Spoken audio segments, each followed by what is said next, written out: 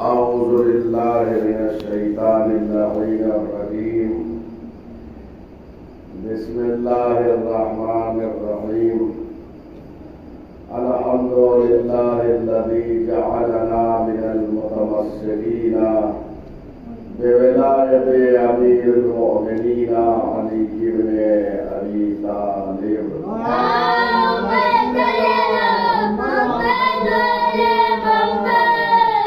والأئمة الهدى عليهم السلام. أما بعد، وفي مدح الله تعالى لك غنى عن مدح المادحين وتقريد الواصفين. حاضرین محترم، زیارت غدیریہ ہمارا موضوع سخن ہے. الحمدللہ آج ہمارا یہ 29واں درس ہے. نہایت اہم زیارت ہے جسے امام ہادی علیہ السلام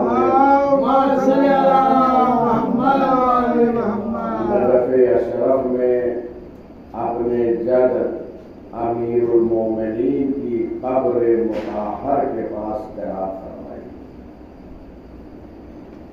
گفتگو یہاں پہنچی ہے کہ اللہ نے جو مدح و ثنا کی ہے امیر المومنین کی، وہ اتنی زیادہ ہے لا تعداد و لا تحصا. آپ کی فضیلتوں کو شمار نہیں کیا جا سکتا. چنانچہ آیات بھی بہت ساری موجود ہیں، روایات بھی موجود ہیں آپ کی مدح میں. تو اللہ نے جو امیر المومنین کی مدح و ثنا کی ہے، اس مدح و ثنا کے ذریعے آپ لوگوں کی تعریف سے بے نیاز ہیں. یعنی کائنات اگر تعریف کرے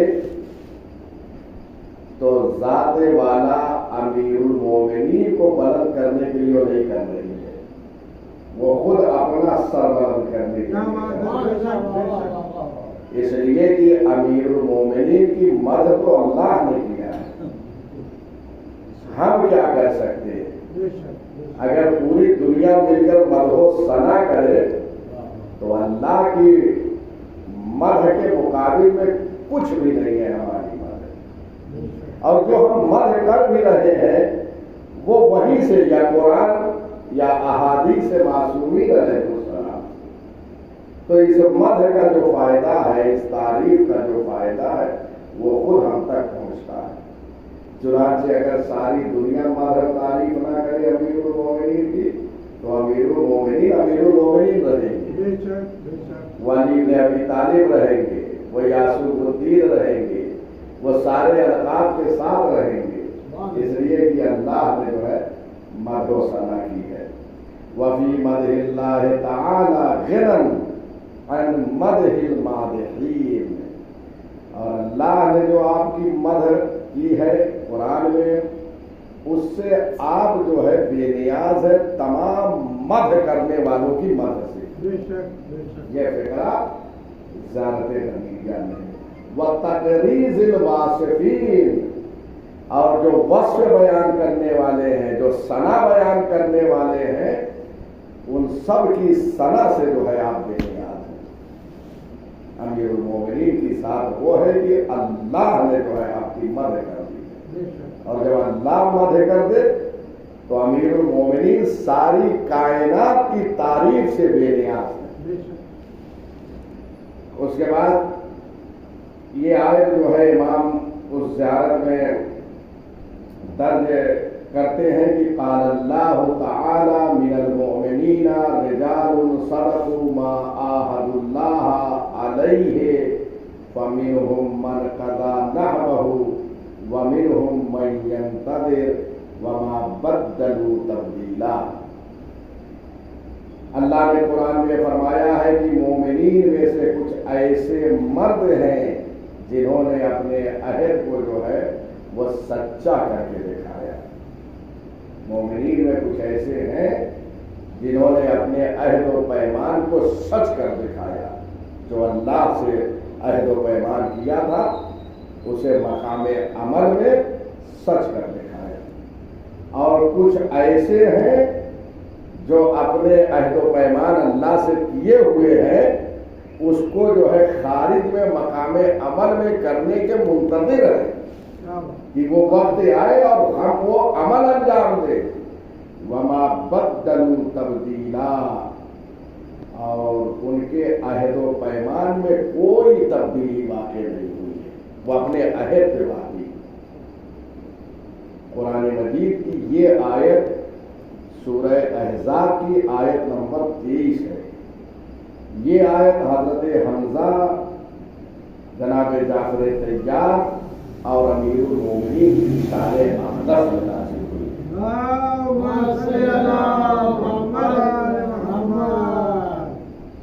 من المؤمنین الرجال صدقوا ما عاهدوا اللہ علیہ، مومنین میں کچھ ایسے ہیں جنہوں نے اپنے عہد کو سچ کر دکھایا، اور وہ کون ہے؟ جناب حمزہ اور جناب جعفر طیار، جو اللہ سے عہد و پیمان شہادت کا کیا تھا، اس کی راہ میں خون بہانے کا وہ سچ کر دکھایا۔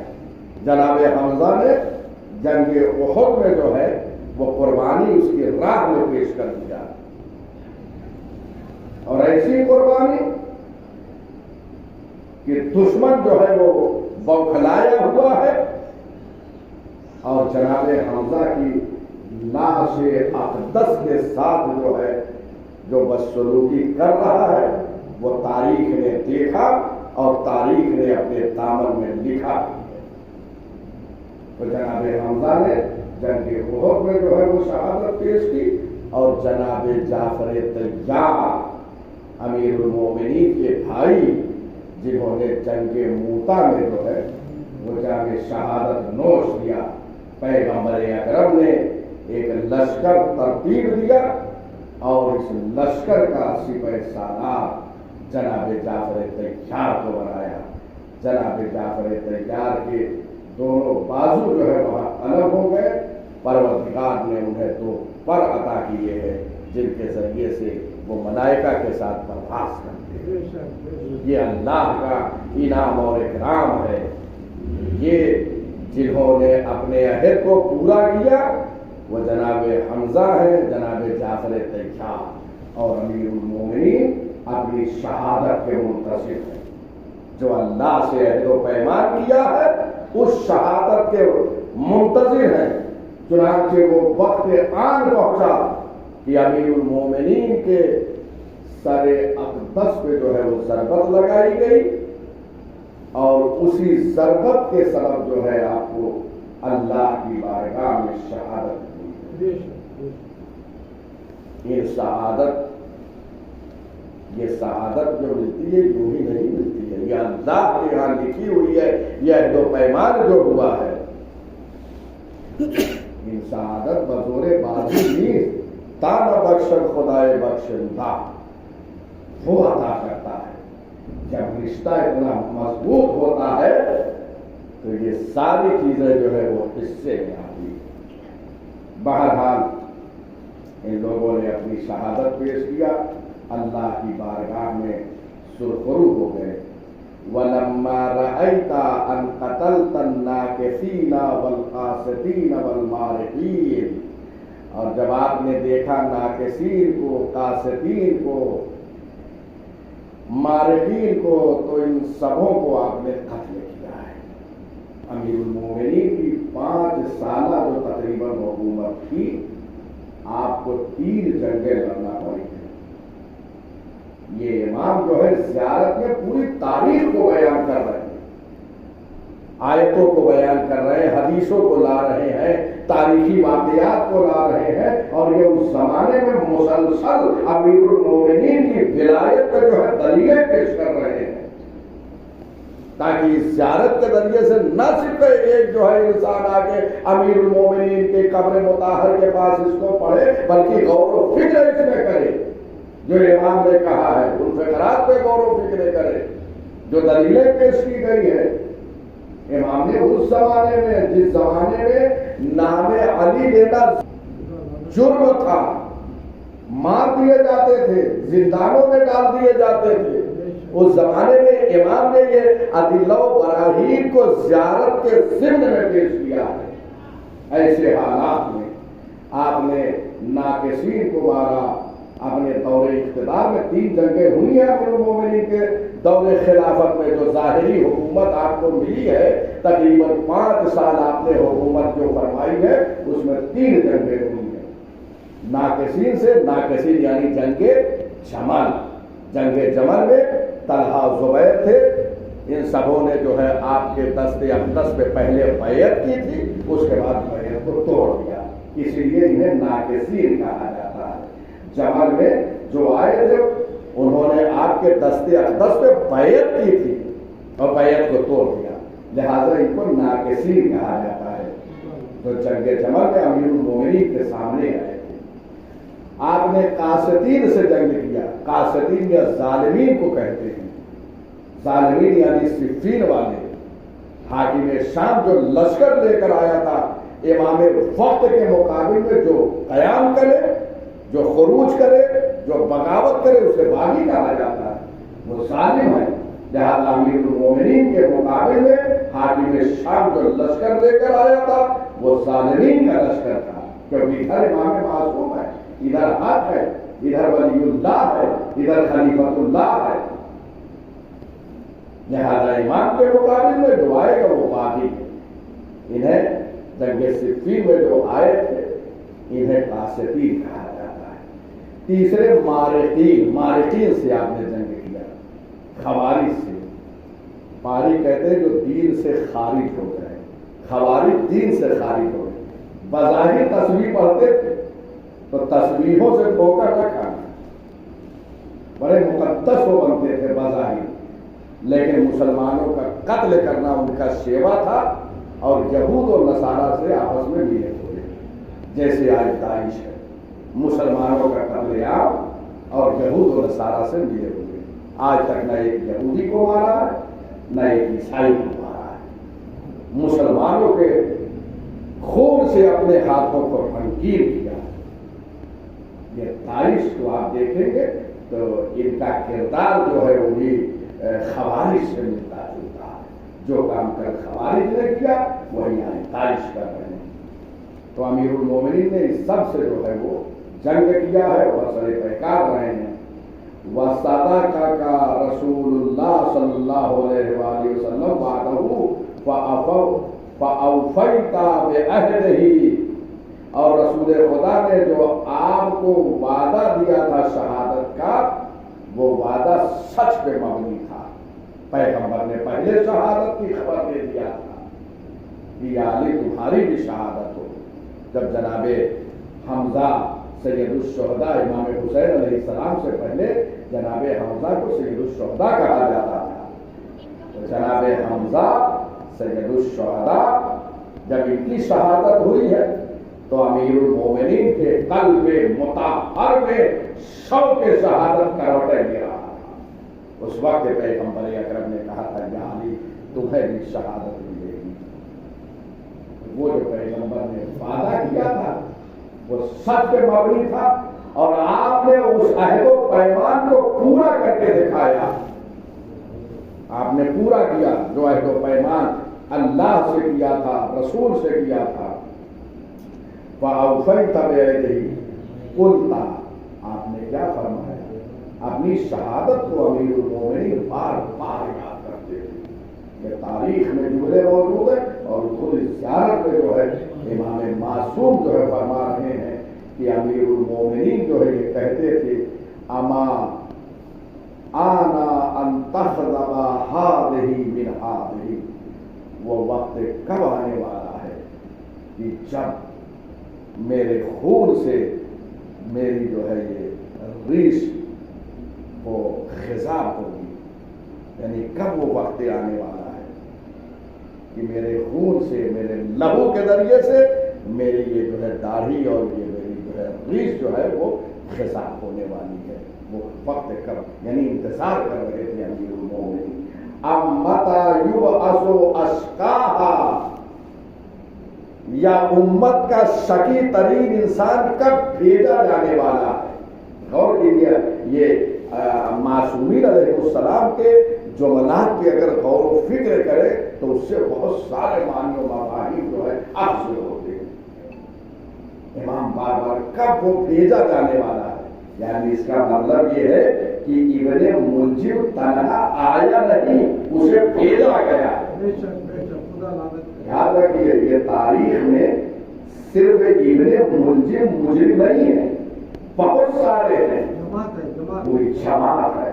حافظ شام نے جو ہے بھیجا تھا۔ امام یہاں پہ کیا فرما رہے ہیں؟ اب متی یبعث، وہ کب بھیجا جائے گا؟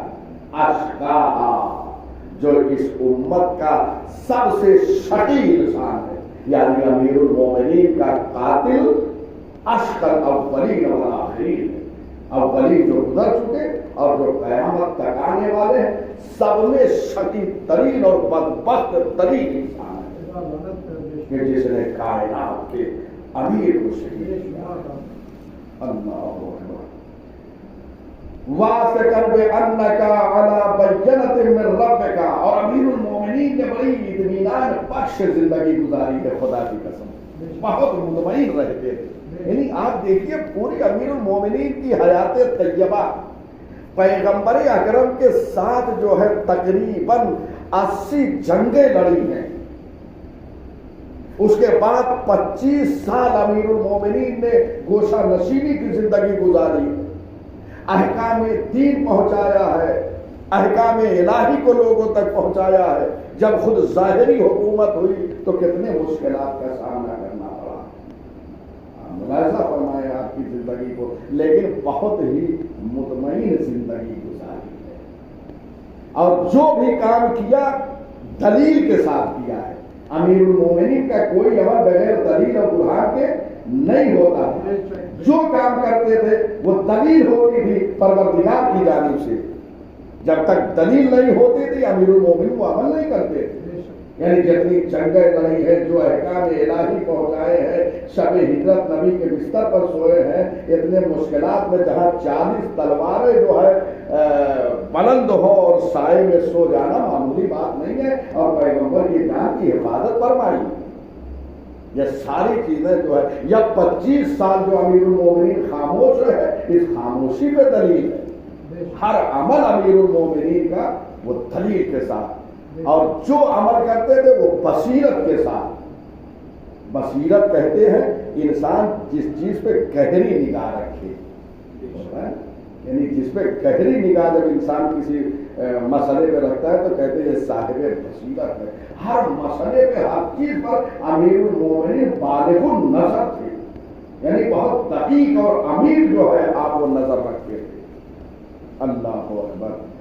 وبصیرت من امرک، اور آپ کا ہر عمل جو ہے وہ بصیرت کے ساتھ ہوتا تھا، ہر کام جو ہے وہ دلیل کے ساتھ ہوتا تھا۔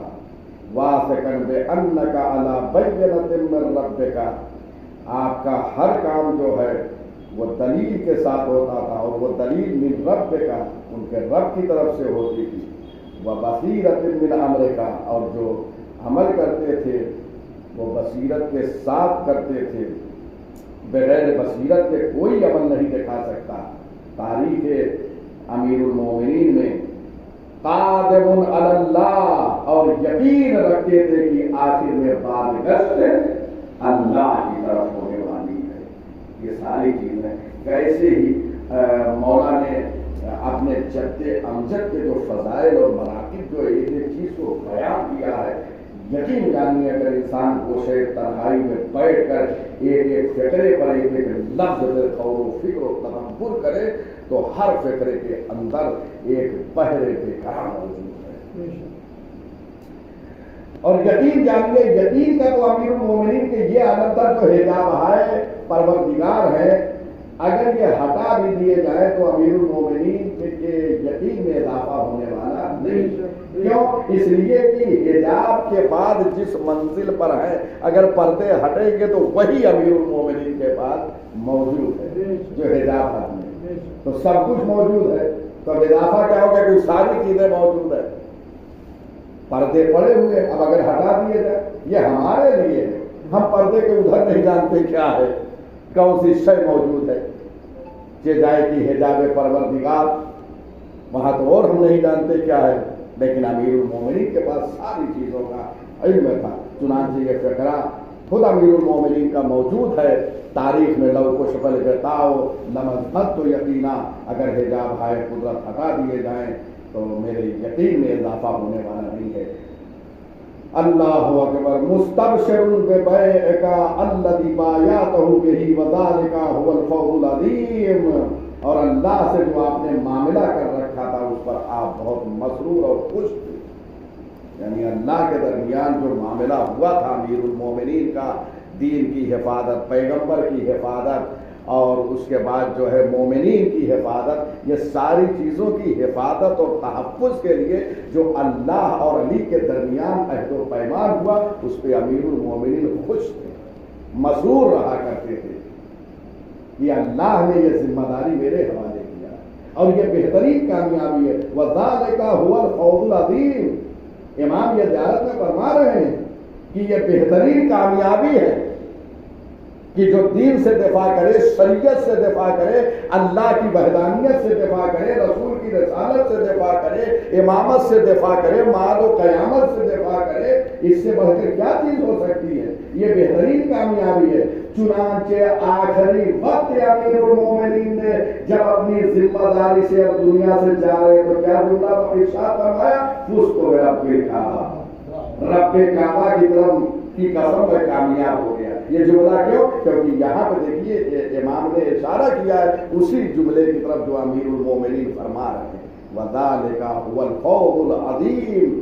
یہ اللہ سے توحید سے دفاع کرنا, دین و شریعت سے دفاع کرنا, یہ بہترین کامیابی ہے. امیر المومنین نے یہی فقرہ فزت برب الکعبہ, زندگی کامیاب امیر المومنین کی ہے. اللہ اکبر. بس تمام کر رہا ہوں. اس کے بعد ہم اس زیارت میں یاد رکھیے ایک لعنت کا بھی سلسلہ ہے. جو دشمنان اہل بیت علیہ السلام ہیں ان پر لعنت بھی ہے. اس کا مطلب یہ ہے کہ امام نے اپنے عمل سے بتا دیا کہ تنہا تولا کافی نہیں ہے. ایمان اس وقت مکمل ہوگا کہ تولا کے ساتھ تبرہ بھی ہو. اور اس پہ ایک نہیں بے شمار روایتیں موجود ہیں, اور اگر نہ بھی اتنی روایتیں ہوتی تنہا یہ زیارت کافی ہے. یہ امام معصوم کا یہ فرمان ہے. اب یہاں سے کیا ہے؟ اللہم لعن قتلۃ انبیائک و اوصیاء انبیائک بجمیع لعناتک. پروردگار جنہوں نے تیرے نبیوں کو قتل کیا اس پہ تو لعنت بھیج, اور ان پر لعنت بھیج کہ جو انبیاء کے اوصیاء کے قاتل ہیں. ہر نبی کا ایک وصی ہوا کرتا ہے. ہر نبی نے اپنا ایک وصی بنایا ہے, جانشین بنایا ہے. آپ تاریخ میں پڑھیے ہر نبی نے اپنا ایک جانشین بنایا ہے اور وہ جانشینی کے کام انجام دیتا تھا. چنانچہ پیغمبر اکرم نے بھی ایک جانشین بنایا. لن تجد لسنت اللہ تبدیلا. اللہ کی سنت میں کوئی تبدیلی واقع ہونے والی نہیں ہے. جب تمام انبیاء نے بنایا تو مجھے تعجب تو یہاں پر ہوتا ہے اتنے انبیاء اپنی طرف سے بنا رہے ہیں اور جو آخری رسول کا جانشین ہے وہ امت کیسے بنانے جا رہی ہے. افسوس کا بات ہے. یعنی سارے انبیاء تو خود بنا رہے ہیں, امت کوئی اعتراض نہیں کر رہی ہے. لیکن یہ آخری نبی جو ہے ختم الرسول ختم الانبیاء یہاں پہ مداخلت امت کر رہی ہے. تو بہرحال یہاں پر امام جو ہے اللہ کی بارگاہ میں عرض کر رہے ہیں اللہم لعن, اے اللہ لعنت بھیج جو تیرے انبیاء کے قاتلین ہیں ان پر, اور جو تیرے انبیاء کے اوصیاء کے قاتل ہیں ان پر بھی لعنت بھیج.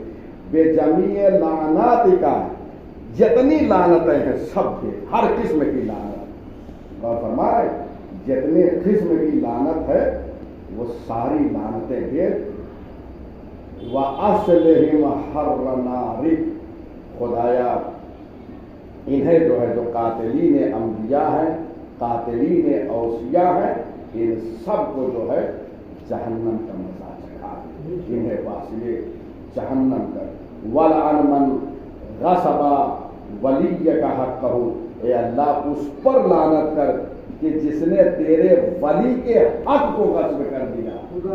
ایسا فرمایا دیکھیے کیسی ترتیب ہے, پہلے انبیاء کے قاتلین پر لعنت, اس کے بعد اوصیاء کے قاتلین پہ لعنت, جب اوصیاء کا اب ایک ولی تنہا ایک ولی کا ذکر ہو رہا ہے وَلْعَنْ مَنْ غَصَبَ وَلِيَّكَ حَقَّهُ اور اس پہ لعنت کر جس نے تیرے ولی کے حق کو غصب کر دیا.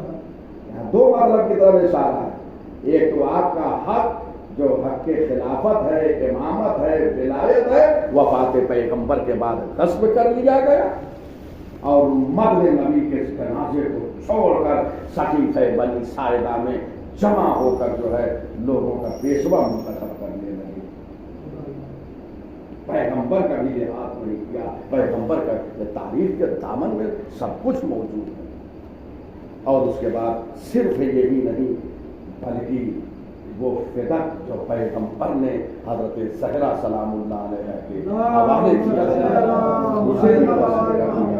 یہ سارے حقوق جو ہے امیر المومنین کے اور حضرت زہرا سلام اللہ علیہ کے غصب کر دیے گئے. اللہ اکبر. اس کے بعد کا یہ فقرہ ہے وَأَنْكَرَ عَهْدَهُ اور اے خدا اس پر لعنت کر کہ جس نے تیرے عہد و پیمان کا انکار کیا, میرے عہد و پیمان کا جو انکار کیا اس پر بھی لعنت دے. وَجَحَدَهُ اور جس نے عہد و پیمان کا انکار کیا بعد الیقین والاقرار بالولایت لہ تیرے ولی کی ولایت کا اقرار تو کیا, یقین کیا, یقین کے ساتھ اور اقرار بھی وہاں کیا, اس کے بعد انکار کر گئے, ایسے لوگوں پر بھی نبی میں بہت سارے لوگ کے سامنے مبارکباد دیا بخیل بخیل لگا یبن ابی طالب اصبحت مولا و مولا کل مومن و مومنہ, یہ سب فقرات ہے. اور اس کے بعد مبارکبادی کا سلسلہ اور اقرار کرنے کے بعد منکر ہو گئے. تو امام نے یہاں زیارت میں یہ فرمایا کہ پروردگار ایسے لوگوں پر بھی لعنت ہے جنہوں نے تیرے ولی امیر المومنین کی ولایت کا اقرار کرنے کے بعد منکر ہو گئے. یوم اکملت لہ الدین, یہ کب اقرار کیا؟ جس دن تو نے اپنے دین کو مکمل کیا ہے. غدیر میں الیوم اکملت لکم دینکم واتممت علیکم نعمتی, اس کی طرف امام نے اشارہ کیا ہے, یہ اسی آیت کی طرف جس دن دین مکمل ہونے والا ہے اس دن جو ہے یہ کام ہو رہا ہے. اس کے بعد اللہم لعن قتلۃ امیر المؤمنین ومن ظلمہ واشیاءہم وانصارہم, پروردگار امیر المومنین کے قاتل پر لعنت دے, امیر المومنین کے قاتل پر لعنت, ومن ظلمہ جس نے ظلم کیا اس پر بھی لعنت دے, قاتل پر بھی اور ظالم پر بھی, ان پر بھی لعنت. وَأَشْيَاءَهُمْ اور جو ان کے ساتھ رہے یعنی ظلم میں اور قتل میں ساتھ دیا ان کا اور ان کی مدد کیا ظلم میں قتل میں, ان سب پر لعنت. یعنی قتل میں تنہا ابن ملزم نہیں ہے, اشیاءہم وانصارہم, انصار بھی ہے ان کے ساتھ چلنے والے, وہ سب پر لعنت. اور جنہوں نے ظلم کیا اور ان ظالموں کا ساتھ دیا, یاد رکھیے کوئی بچ کے جانے والا نہیں ہے. ان ظالمین کا جس اعتبار سے ہر زمانے میں جس اعتبار سے ساتھ دے رہے ہیں ظالمین کا سب پر لعنت. یعنی صبح قیامت تک آنے والے وہ لوگ جو ان کی مدد کر رہے ہیں ظالمین کی یا قاتلین کی, اب تک لوگ مدد کرنے والے ہیں, ان کی حمایت آج بھی ہو رہی ہے. امام نے صبح قیامت تک آنے والے ایسے افراد پر لعنت کی. بہرحال میری گفتگو تمام ہو گئی. बारगाह ख़ानदान अहले बैत इस्मत व तहारत में मंजूम अक़ीदत पेश करना है। आप अपना नजराना लेकर आए हैं, बहुत बड़ी ये सआदत है। मैं एक दो जुमले से तो बस, उसके बाद आप हज़रात को माशाअल्लाह लोगों को अपने कलाम सुनाएंगे। आज जो दिन गुजरा है, आज की तारीख जो है वो मंसूब है हज़रत कासिम अलैहिस्सलाम। बस इतना कह दूँ, सिर्फ एक जुमला में ज़्यादा कोई तकरीर नहीं करूँगा, इसलिए सब कुछ हो चुका है बयान। इसलिए कि इसी विलायत पर हज़रत कासिम ने अपनी जान दी है, इसी विलायत से दिफा किया है अमीरुल मोमिनीन की। दुश्मन इस विलायत को खत्म करना चाह रहे थे। हज़रत कासिम अपने चचा के साथ चले हैं करबला की तरफ, और जहां पूरी दुनिया ने ये सुना कुल्लु नफ्सिन ज़ाइक़तुल मौत, हर नफ्स को मौत का मजा चखना है। कायनात में कोई फर्द बशर ऐसा नहीं है कि जो मौत से मुस्तस्ना हो दिया गया, कोई भी मौत से मुस्तस्ना नहीं है। हर एक को मौत का मजा चखना है, लेकिन कायनात में जिसके करीब मौत आई है वो डरता हुआ नजर आया है। कुल्लु नफ्सिन ज़ाइक़तुल मौत, हर नफ्स को जो भी नफ्स है उसे मौत का मजा चखना है। और हर एक ने दुनिया वालों ने जो मौत का मजा बताया है वो करबला बताया है, लेकिन अल्लाह ने करबला के मैदान में तरबियत हुसैन बोल रही थी कासिम की शक्ल में। और जब इमाम ने पूछा कासिम तुम्हारे नजदीक मौत कैसी है, तो आपने कहा चचा आहला मिनल हसन, ये शहर से ज्यादा सीरी है। यहाँ पूरी कायनात मिलकर ये कह रही है कि मौत जो है कड़वी है, लेकिन शहजादे हसन करबला में कायनात को ये आवाज दे रहा है, जहां तुम मौत को कड़वेपन से तस्वीर दे रहे हो, आओ हमसे सीखो कि हमारी बारगाह में जब मौत आती है तो वो शहर से ज्यादा सीढ़ी बन जाती है। पहला मौलाना मौसूफ है, वो बयान फरमाएंगे। आप अल्लाह मंजूर नज़ाम अक़ीदत आप पेश फरमाएं। अच्छा, बहरहाल आप तशरीफ लाइए। नहीं, आप बहरहाल आज सभी इसमें हिस्सा लें, इसलिए कि ये सआदत बहुत बड़ी सआदत है। इंशाअल्लाह आप सब हज़रात तशरीफ लाइए, अपने कलाम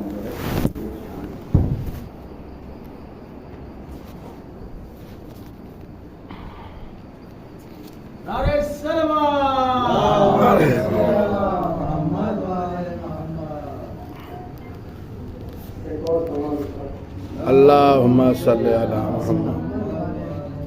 बिस्मिल्लाह।